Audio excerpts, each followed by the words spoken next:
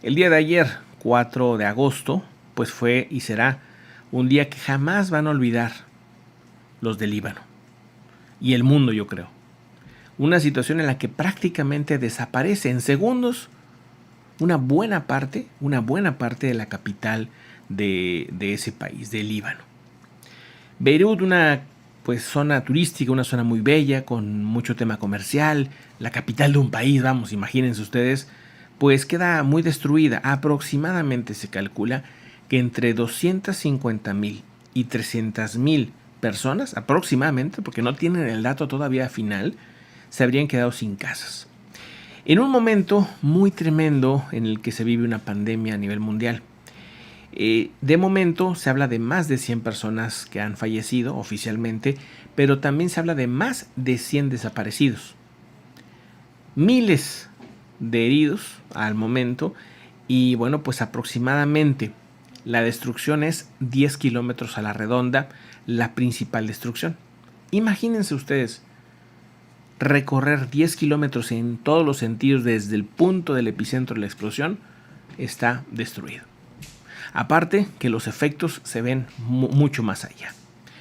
En las horas de toda esta madrugada pasada, donde no había luz eléctrica, donde no había agua, donde 4 de los principales hospitales están destruidos, el rescate fue muy difícil. Estaban pues los paramédicos, los rescatistas buscando gente a oscuras, con lamparitas nada más.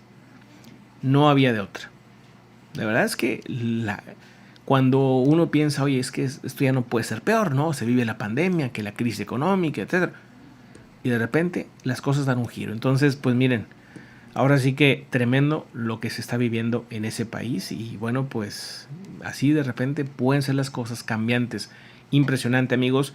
Vamos a analizar cómo está el Líbano respecto al COVID. Ya nada más para cerrar este tema que me parece pues muy importante. Porque ese era uno de los países ejemplo, de los países que sí habían logrado pues controlar muy bien el COVID hasta hace pues unos días. Y de repente empezaron a flexibilizarse cada vez más y más y más. Y llegó un punto en el que perdieron el control. Antes de la explosión, miren ustedes cómo iba el tema del coronavirus. Fíjense qué bien controlado tenían el tema. Tan bien controlado que, bueno, pues decidieron empezar a flexibilizarse. Y empezaron a abrir las cosas y empezaron a abrir todo, digamos, ¿no? En el momento en que lo hicieron, pues ven el repunte de casos que tuvieron. Al final de cuentas, ellos ya tienen la fórmula de qué hacer para que revertir el problema. Nada más que ahora quedaron pues sin hospitales, sin infraestructura en una zona muy importante. Claro que esto va a tener efectos. Imagínense, en este momento se está trabajando para llevarles comida y darles refugio aproximadamente entre 250 y 300,000 personas. Imagínense ahorita toda esa gente que está, bueno, pues ahora sí que a la intemperie, obviamente tiene un mayor riesgo ante esta problemática de la pandemia. Que ahorita en este punto, en este preciso instante, tal vez no sea el principal problema, ¿verdad? Pero en 2 o 3 semanas vamos a ver mayor repunte en ese sentido.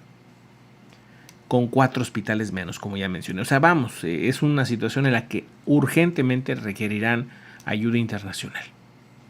Es nada más imaginar que la capital de tu país, la mitad prácticamente desaparezca, ¿no? Es un tema muy tremendo.